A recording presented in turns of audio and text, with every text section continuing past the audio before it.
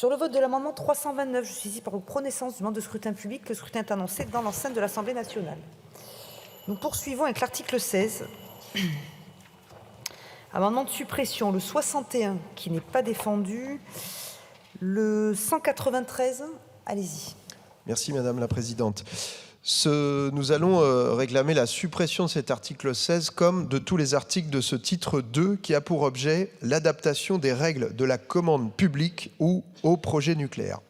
Alors déjà, on voit que ça n'a rien à voir avec la sûreté nucléaire et la gouvernance de la sûreté nucléaire qui était censée être l'objet de ce texte. Et comme l'a bien rappelé à plusieurs reprises notre collègue Saint-Huil qui ne peut pas être présent ce matin, et qui est attaché, lui, à la relance du nucléaire, à la différence de nous.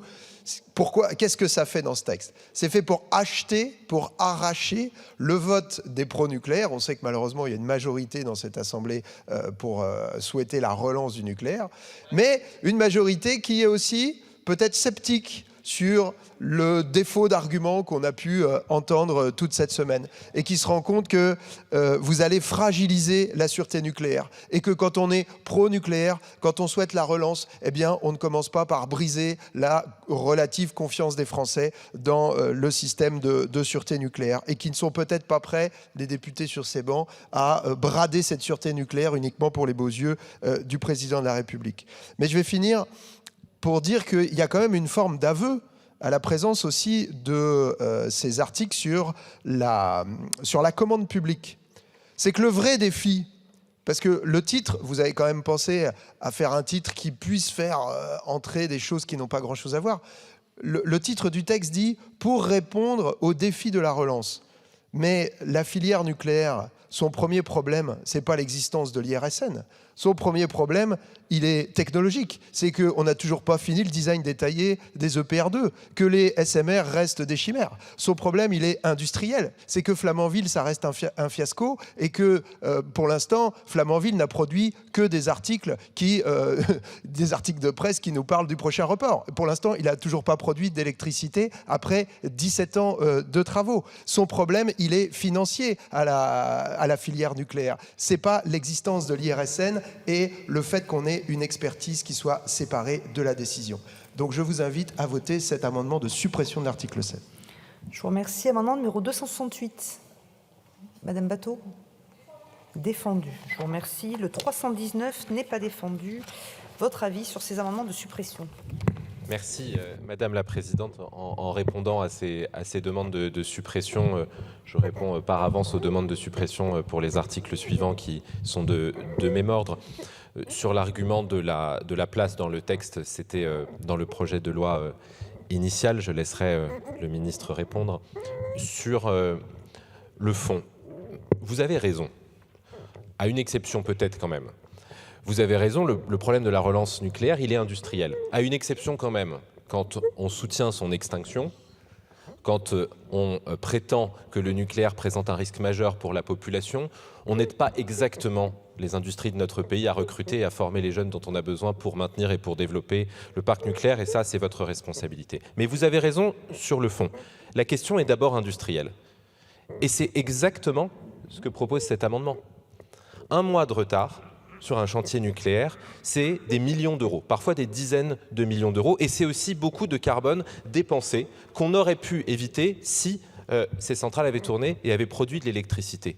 Donc, quand on est écologiste, quand on défend la transition écologique, on veut produire autant que possible des électrons décarbonés, surtout quand on en perd pour des raisons procédurales, pour des raisons d'accords cadres qui doivent être renouvelés, pour des raisons qui ne relèvent ni de la sûreté, ni de la performance industrielle, ni du respect du droit. Donc je pense que, écologiste, même anti-nucléaire, vous devriez soutenir cet amendement. C'est pourquoi c'est une demande de retrait, sinon défavorable.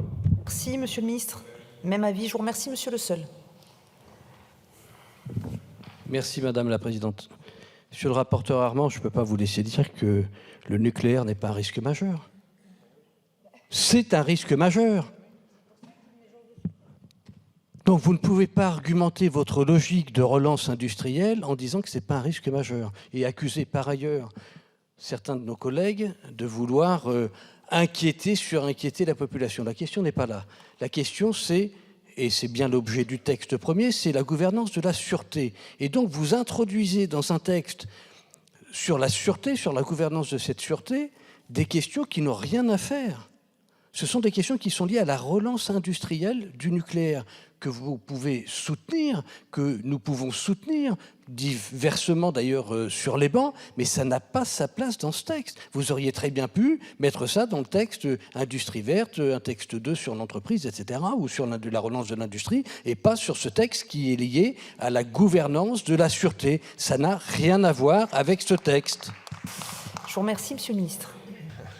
Je suis extrêmement attaché à la séparation des pouvoirs et à la sagesse populaire qui voudrait dire que chacun fait son métier, quoi. Donc ce projet de loi, c'est un projet de loi présenté par le gouvernement qui vise à accélérer la relance du nucléaire et à mettre en place les conditions. Le gouvernement considère... Non mais depuis... Non mais vous connaissez suffisamment, je pense, les règles de l'élaboration de la loi pour savoir que ce qui compte dans un texte, c'est quand même ce qu'il y a dedans. Voilà, mais ce qu'il y a dedans, c'est ce qu'on a mis. Et c'est ce sur quoi on demande à la représentation nationale de se prononcer. Vous y êtes contre et c'est tout à fait votre droit. Voilà, donc avis défavorable sur la suppression de l'article 16, c'était dans le projet de loi initial. Évidemment, le gouvernement considère que ce sont des dispositions extrêmement utiles pour accélérer la relance de la filière nucléaire. Donc, votons-les. Madame Batho, Monsieur Maillard, et je procéderai à la mise aux voix. Non, ce sera très bref. Bon, d'abord, si Monsieur Armand peut s'occuper de sa propre famille politique. Et puis, la deuxième chose, enfin, ce qui est très révélateur, en fait, dans ces dispositions, c'est l'amateurisme, en fait, avec lequel le gouvernement travaille. Puisqu'en fait, les dispositions là, sur la commande publique, certainement que le gouvernement a oublié de les mettre dans le texte d'accélération.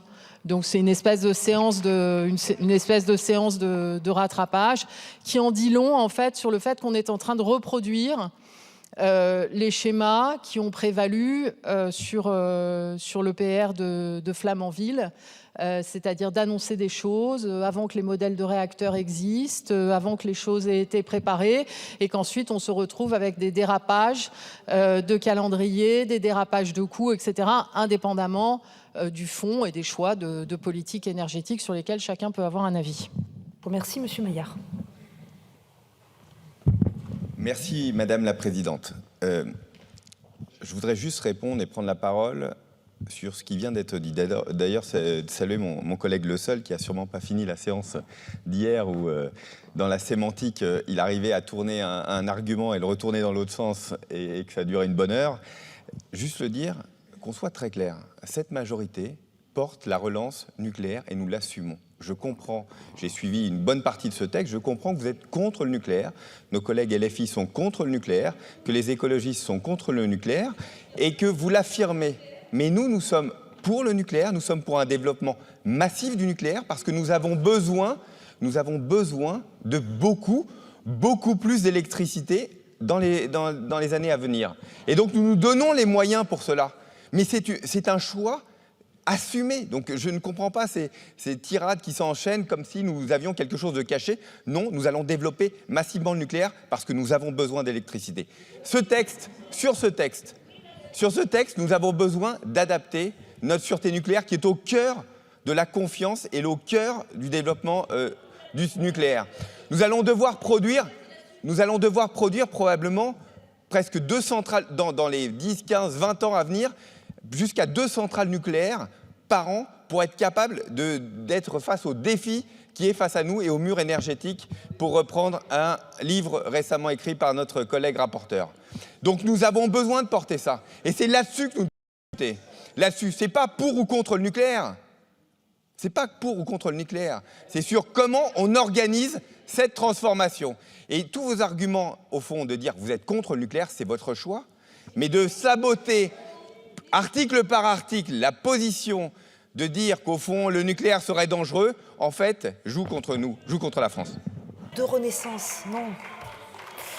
Donc je vais procéder à la mise aux voix de ces amendements de suppression. Je rappelle le double avis défavorable commission et gouvernement. Qui est pour?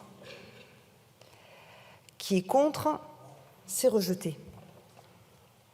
Nous poursuivons avec l'amendement 329. Monsieur le ministre, le 329. Rédactionnel, pardon. Je vous remercie. Votre avis? Avis favorable. Donc, c'est un scrutin public. Je vous prie de bien vouloir regagner vos places. Et je rappelle le double avis favorable, commission et gouvernement. Le scrutin est ouvert. C'est par scrutin public. J'ai lancé le scrutin, monsieur Le Seul. Le scrutin...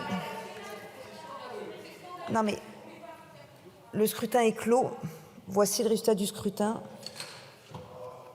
Votant 25, exprimé 17, majorité 9, pour 17, contre 0. L'Assemblée nationale a adopté. Monsieur Le Seul, un rappel au règlement. Allez-y.